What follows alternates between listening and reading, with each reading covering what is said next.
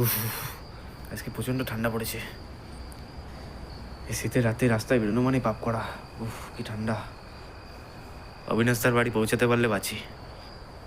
এই সন্ধ্যে 8টার মধ্যেই রাস্তা জনমানবহীন হয়ে গেছে। উফ, এসে গেছি।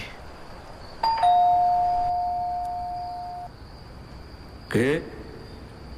আমি গো, আকাশ।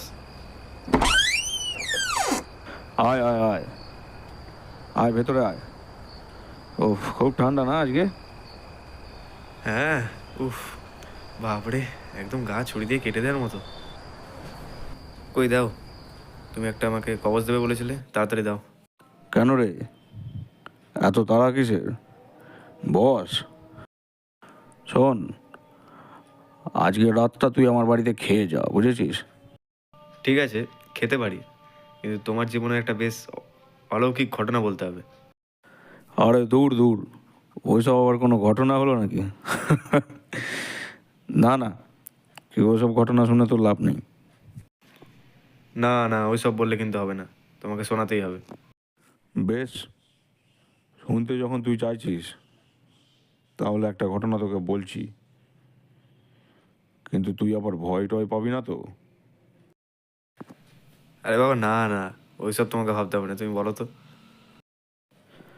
বেশ, ঠিক আছে, আমি তাহলে আমার জীবনের একটা ঘটে যাওয়া একটা অলৌকিক ঘটনার কথা তোকে বলছি, শোন তাহলে। আজ থেকে প্রায় 15 বছর আগেকার কথা, বুঝলি? তখন আমি বেশ ইয়াং, জোয়ান বয়সে আমার ক্ষমতার কোনো অভাব ছিল না। তখন তন্ত্রমন্ত্র সমস্ত কিছু শিখে খুব নামডাক করেছি। হঠাৎ একদিন দরজায় টোকা পড়ল। দরজা খুলে সঙ্গে সঙ্গে বেরিয়ে দেখি এক ভদ্রলোক দাঁড়িয়ে আছে। উনি তড়িঘড়ি আমাকে ঠেলে যেন ঘরে ঢুকলেন, দিয়ে উনি বলতে শুরু করলেন, বাঁচান বাঁচান আমাকে, বাঁচান আমাকে অবিনাশবাবু, আমাকে আর আমার পরিবারকে আপনাকে বাঁচাতেই হবে। এইবার আমি ওকে বললাম, কি হয়েছে আপনার? আপনার কি অসুবিধা হয়েছে আমাকে বলুন, তারপর দেখছি।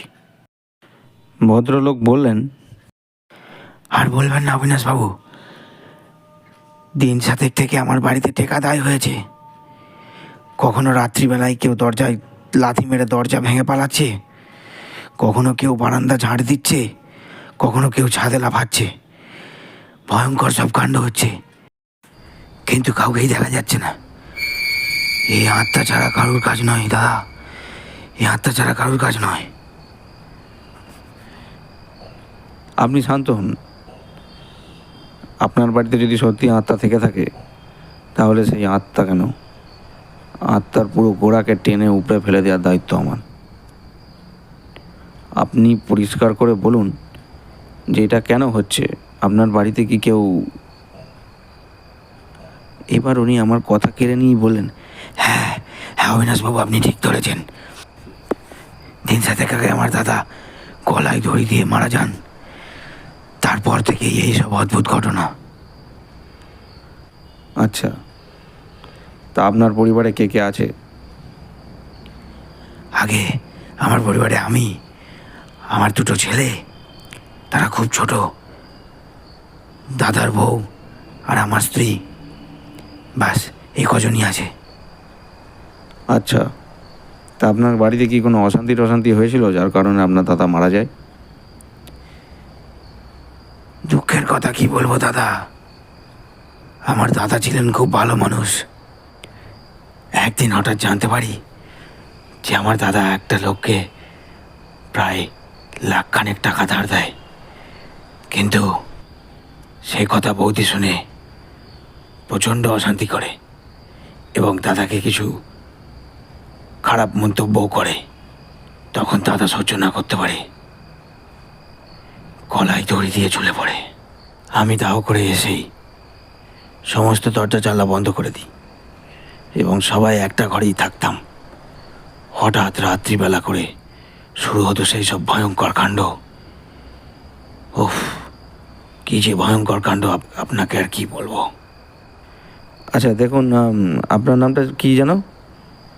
আগে আমার নামটা সবিনয় রায়চৌধুরী। হ্যাঁ, সবিনয়বাবু, আপনি যদি আমাকে পরিষ্কার করে সবটা না বলেন তা আমি তো আপনার মনটা পরীক্ষা করে বলতে পারবো না।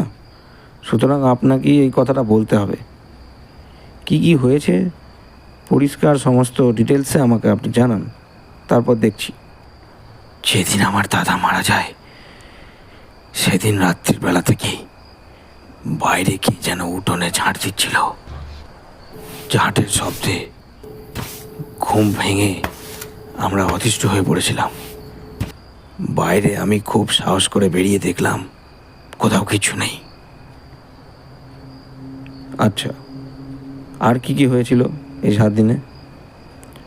হ্যাঁ, যেমন দিনের আগেই হঠাৎ দেখলাম, তখন বুঝলেন রাত 1টা হবে, আমি বাইরে বাথরুম করতে বেরিয়ে দেখলাম যেখানে আর কি দাদা গলায় দড়ি দিয়েছিল সেখানে একজন দাঁড়িয়ে আছে। আমি দেখে আপনাকে কি বলবো, প্রায় অজ্ঞান হয়ে যাওয়ার মতো অবস্থায় হয়েছিল আমার। আমি কোনো মতে নিজেকে সামলে ঘরে ছুটে এসে দরজা বন্ধ করে দিই এবং তখনই বাইরে থেকে ভেসে আসে এক ভয়ঙ্কর হাসি। আর তেমন কিছু সন্দেহজনক? হ্যাঁ, কাল রাত্রে যা হয়েছে সে ঘটনার কথা আমি কিভাবে আপনার কাছে বর্ণনা করব আমি ভেবে পাচ্ছি না। শুনুন তাহলে। কাল রাত্রে হঠাৎ বৌদি যখন রান্না করছে তখন সে অনুভব করে যে তার গলাটা একটা কালো লোমশ হাত কে যেন টিপে ধরেছে তার গলা। বৌদি কোনো ক্রমে নিজেকে সামলে গলা থেকে দুটো ভয়ানক পিশাচময় হাত ছাড়িয়ে ছুটে আমাদের ঘরে ঢোকে আর তখন আমাদেরকে সমস্ত ঘটনা বলে। দিয়ে আমি যখন বৌদিকে বললাম, কি বলছো বৌদি, তখন বাইরে থেকে ভেসে এলো এক ভয়ানক গলা। আরে সবিনয়, তোরা কি ভাবছিস তোরা মুক্তি পেয়ে গেছিস? ওই মেয়ে মানুষটাকে যতদিন না আমি শেষ করে ওর রক্ত খাচ্ছি ততদিন আমি শান্তি পাবো না। আর আমার পথে যে বাধা হয়ে দাঁড়াবে তার গলা টিপে আমি ওইখানে শেষ করে দেব।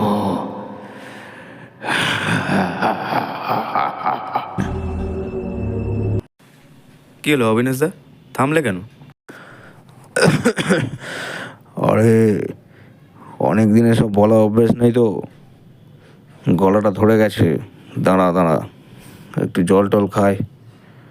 তা এ কাহিনী কেমন লাগছে? উফ, জাস্ট আমি ভাবতে পারছি না। তারপর কি হয়েছিল বলো? হ্যাঁ, তারপর ওই সবিনয় আমাকে বলল, অবিনাশবাবু আপনি আমাদের বাঁচান, না হলে বউ ছেলে নিয়ে রাস্তায় বসতে হবে। আরে আরে কি করছেন আপনি? আমার চেয়ে বয়সে বড়, আপনি আমার পায়ে কেন হাত দিচ্ছেন? ঠিক আছে, আজকের রাতটা আপনি কোনোভাবে কাটিয়ে নিন, আমি কালই যাচ্ছি আপনার বাড়িতে। আপনি কিচ্ছু চিন্তা করবেন না। যত ভয়ঙ্কর আত্মায় থাকুক আমি তার গোড়া অবধি ছিনিয়ে নিয়ে আসবো।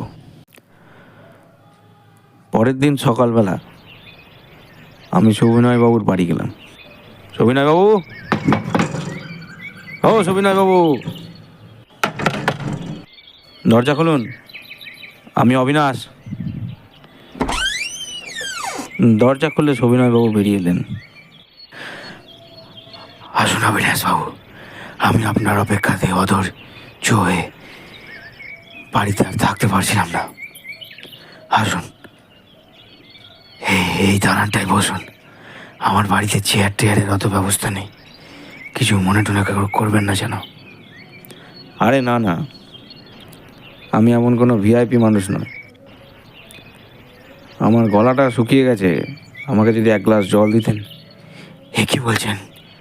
কই গো, অবিনাশবাবুকে একটু জল দিয়ে যাও। দেখলাম সবিনয় স্ত্রী এক মাথা ঘোমটা দিয়ে হাতে এক গ্লাস জল নিয়ে আমার হাতে ধরিয়ে দিয়ে পাশে দাঁড়িয়ে রইল। আমি জলটা যে খেলাম, সঙ্গে সঙ্গে আমার হাত থেকে নিয়ে চলে গেল। আমি খুব খুশি হলাম যে আজকালকার যুগেও এমনও ভদ্র সভ্য মহিলা এখনও আসে। তবে বাড়িতে ঢুকেই আমি এক অশুভ ইঙ্গিত পেলাম। যেমন বাড়ির মধ্যে সচরাচর আমরা দেখতে পাই না, বাড়ির ঠিক উঠোনের কোণের দিকে একটা নারকেল গাছ আর একটা নিম গাছ। সর্বনাশ! আমি সবিনয়বাবুকে বললাম, আপনার বাড়িতে অশুভ আত্মা আসবে না তো কি শুভ আত্মা আসবে? বাড়ির মধ্যে নারকেল গাছ আর নিম গাছ পুঁতে রেখেছেন কেন? আর পাশে ওইটা কি গাছ হচ্ছে?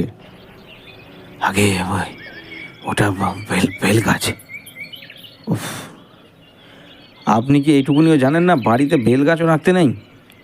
খুব শিগগিরই কাটানোর ব্যবস্থা করবেন, না হলে জানি না আপনার সাথে আর কি হবে। চলুন, কোথায় আপনার দাদা সুইসাইডটা করেছিল আমার সেই জায়গাটা দেখাবেন, চলুন। তখন উনি আমাকে ওই নিম গাছের ডালে, একটা বেশ মোটা শক্তপোক্ত ডাল, সেইখানে দেখলাম নিম গাছটা খুব বড় নিম গাছ। আর নিম গাছের ধারে এসেই আমি বুঝতে পারলাম যে খুব ভয়ানক কিছু হতে চলেছে কিছুদিনের মধ্যেই। তখন ওই সবিনয়বাবু আমাকে বললেন, এই দেখুন, এই ডালেই আমার দাদা আত্মহত্যা করে। হ্যাঁ, আমি বুঝতে পেরেছি। তবে যাই হোক, চলুন। বেলা 10টা বাজলো। আরে ছি, আমার তো আপনাকে বলা উচিত ছিল। চলুন, আপনার তো বোধহয় এখনো কিছুই খাওয়া হয়নি। চলুন। কি গো, ওনাকে কিছু খেতে দাও। তারপর খাওয়া দাওয়া করে আমি একটু গ্রামের চারপাশটা ঘুরলাম। খুব সুন্দর মনোরম দৃশ্য, কিন্তু কি প্রচণ্ড ঠান্ডা। তখন শীতকাল ছিল। আমি সারাদিন গ্রামের চারপাশে ঘুরে দুপুরবেলা খাওয়া দাওয়ার পর কখন জানি না চোখটা লেগে গেছিল। ঘুম ভাঙলো শঙ্খধ্বনি দিয়ে। গ্রামের প্রতিটা ঘরে ঘরে শাঁখ বেজে উঠল। আহা, গ্রামে এখনও কত সুন্দর বউয়েরা সব শাঁখ বাজায়। আমাদের শহরের দিকে তো শাঁখের আওয়াজ আর পাওয়াই যায় না তেমন। যাই হোক, আমার সঙ্গে সঙ্গে মনে পড়লো যে আমি সবিনয়ের বাড়িতে আছি। এবার আমি উঠে একটু ভগবানের নাম জপতে শুরু করলাম। হঠাৎ দেখলাম সবিনয় হাতে করে এক কাপ চা নিয়ে আমার সামনে হাজির হয়েছে। অবিনাশবাবু, হ্যাঁ নিন, এই চাটা একটুখানি খেয়ে নিন। আমি সঙ্গে সঙ্গে তখন জব থামিয়ে ওকে বললাম যে, আরে কী করেছো? তো আমাকেই তো ডাকতে পারতাম, আমি নিচে যেতাম। আচ্ছা ঠিক আছে, যাও, আমি চা খেয়ে নিয়ে যাচ্ছি কাপ। ও বললো, আরে ছি বাবু, আপনি কি বলছেন? আপনি আমাদের অতিথি। আরে অতিথি হয়ে আবার অন্য সময় আসবো, এখন তো আমি এসেছি ভূত তাড়াতে। তারপর দেখলাম ওর মুখটা একটু কেমন হয়ে গেল, দিয়ে ও চলে গেল। আমি চা খেয়ে নিচে নামলাম। দেখলাম ঘর তোর আট করে সব বন্ধ করা। আমি গিয়ে ডাকলাম, সবিনয়। সঙ্গে সঙ্গে ঘর থেকে বেরিয়ে এলো। দিয়ে ও বলল, হ্যাঁ অবিনাশবাবু বলুন। তোমরা আজকে রাতে আর বাড়ি থেকে বেরোবে না। আর শুধু বাড়ি থেকে কেন, এই ঘরের চারপাশের বাইরেও বেরোবে না। খুব যদি দরকার থাকে তখনই বেরোবে। তারপর আমি ওদের ঘরে ঢুকিয়ে সারা বাড়ির চারপাশে ভালো করে মন্ত্রপ্রুত করে বেঁধে দিলাম, যার ফলে আত্মার বাবার সাধ্য নেই যে বাড়ি ছেড়ে বেরোবে বা কারোর ক্ষতি করবে। এইবার আমি রাত্রির খাওয়া দাওয়া সেরে জপে বসলাম। তখন ওরা মনে হয় ঘুমিয়ে কাদা হয়ে গেছে। হঠাৎ বাইরে দুবার খটখট আওয়াজ এলো। আমি কিন্তু জব থেকে উঠিনি। এবার শুরু হলো বাইরে ঠিক ঝড় নয়, তবে খুব জোরে হাওয়া দিচ্ছে। আমি বুঝতে পারলাম যে এটা প্রাকৃতিক ঝড় নয়, এটা নিশ্চয়ই কোনো বদ আত্মার কাজ। কিন্তু তাও আমি জব থামাইনি, আমি জব চালিয়ে গেলাম। কিন্তু এইবার যেটা হলো সেটা একটু বাড়াবাড়ি হয়ে গেল। আমি খুব শান্তভাবে জব করছিলাম, তার ফলে আমার নিজের শ্বাস প্রশ্বাসের আওয়াজটাও প্রায় আমার কানে আসছিল। কিন্তু এবার যেন মনে হলো আমার ঘরের দরজার ঠিক বাইরেই কে যেন নিঃশ্বাস নিচ্ছে।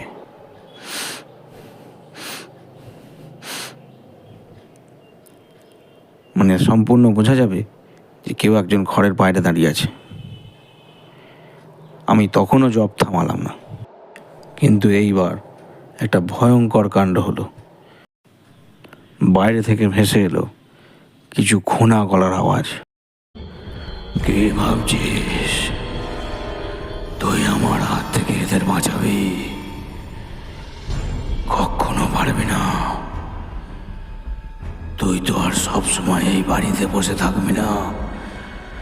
যখন না থাকবি তখনই আমি এদের সব কটাকে মেরে ফেলবো।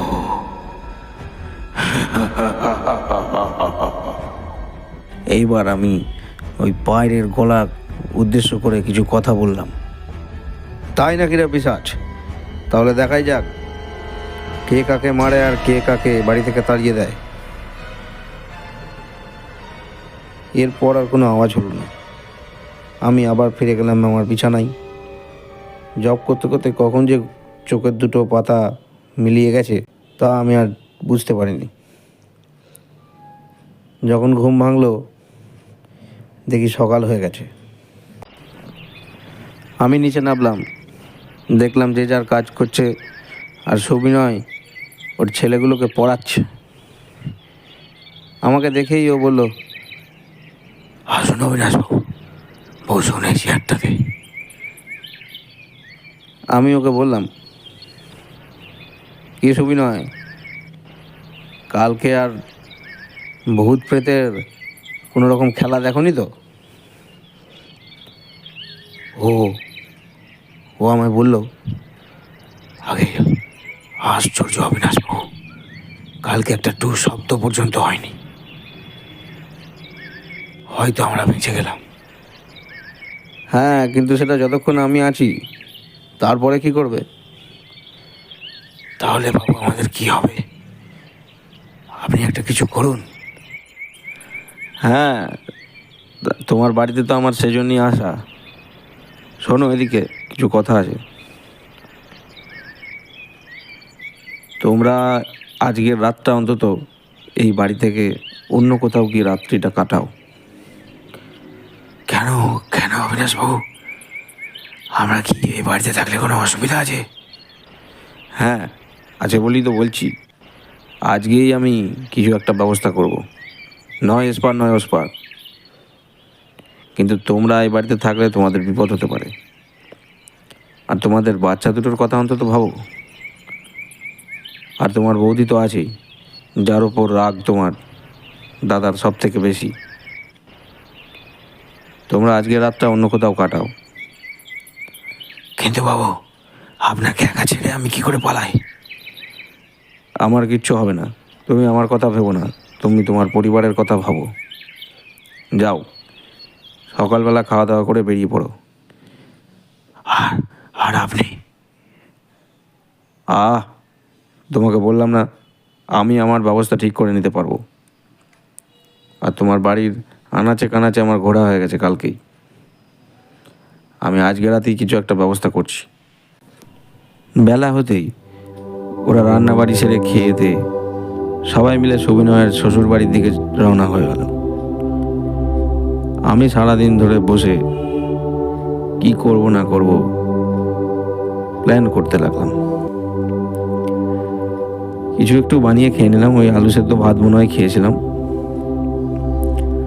যাই হোক, সন্ধ্যে থেকেই খুব জোরে জোরে হাওয়া দিতে শুরু হলো। মানে বলা যায় এক প্রকার ঝড়ই শুরু হলো। আজকের দিনটা আবার ভালো নয়, অমাবস্যা তিথি।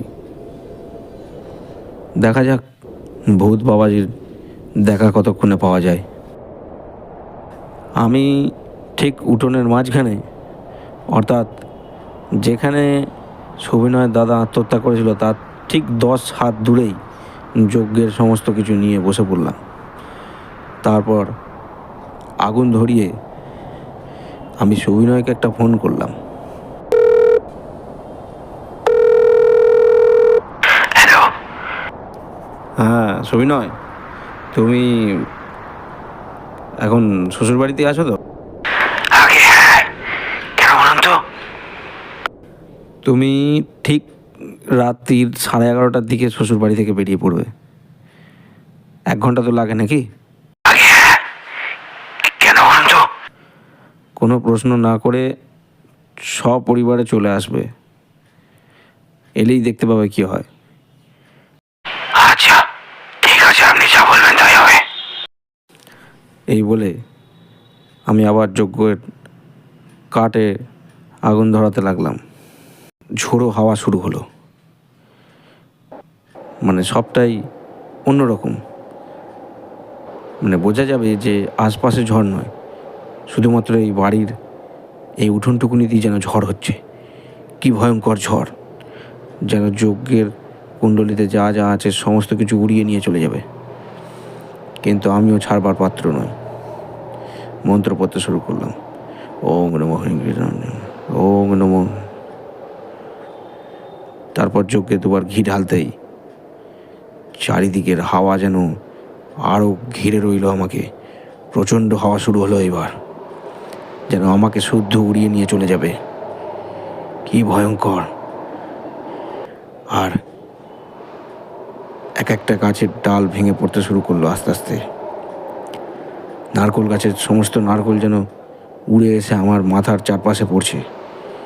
কী যে ভয়ঙ্কর দৃশ্য তার বলে বোঝানো যাবে না। দূরে শেয়াল ডেকে উঠল, আর বাড়ির ওপর দিয়ে যেন মনে হলো এক দল পেঁচা যাচ্ছে। এরপর আমি আমার ঘড়ির দিকে তাকালাম। এই যে এত সময়ের মধ্যে কখন যে রাত্রির 11টা পার হয়ে গেছে তার বোঝাই যায়নি। কিন্তু এইবার শুরু হলো আরও ভয়ানক ঝড়। সব গাছের ডাল যেন ভেঙে পড়ছে, আর অসম্ভব হাওয়া, ধুলো বালি যত রকম এতক্ষণ আসছিল, এবার তার সাথে ফোঁটা ফোঁটা বিন্দু বিন্দু রক্ত আসতে শুরু করলো।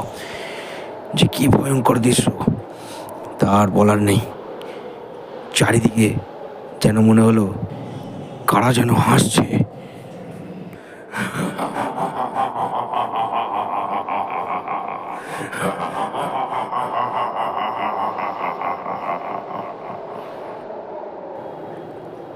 হাড়ের খটাখট শব্দ শুরু হলো। সে এক ভয়ঙ্কর সিচুয়েশান শুরু হলো আমার চোখের সামনে। আর তখনও আমি কিছুই দেখতে পেলাম না, কিন্তু এবার আমি আমার মোক্ষম চাল চাললাম। এইবার মন্ত্র পড়তে শুরু করেই আগুনে যেই দুবার দুমুঠো বালি দিলাম, ওম নমঃ ওম নমঃ, আমার মন্ত্রপ্রত বালি ফেললাম। সঙ্গে সঙ্গে দূর থেকে ভেসে এলো এক ঘোনা গলার আওয়াজ।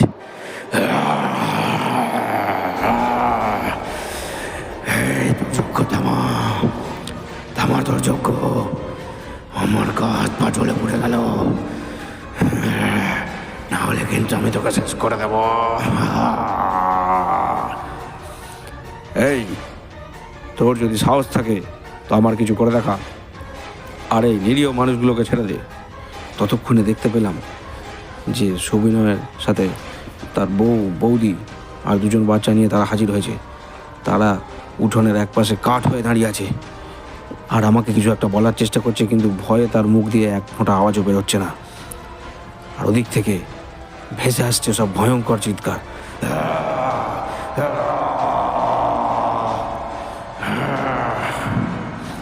তুই কি ভাবছিস আমি এদের মারতে পারবো না? হ্যাঁ, কিচ্ছু করতে পারবি না তুই। তোর যদি সাহস থাকে এক্ষুনি আমার সামনে কিছু করে দেখা। আর তুই করবিটা কি, তার আগেই তো তোকে আমি এই বাড়ি থেকে তাড়াবো। না না, আমি এই বাড়ি থেকে যাবো না, আমি এই বাড়ি থেকে যাবো না, আমি এখানেই থাকবো। তাই নাকি? নে তবে। ওম নমঃ কৃষ্ণ, ওম নমঃ, ওম নমঃ। তারপরে মন্তব্যত বালি আর ধুলোময় সাদা একটা গুঁড়ো ফেলতে আরও ভেসে এলো ভয়ঙ্কর আওয়াজ।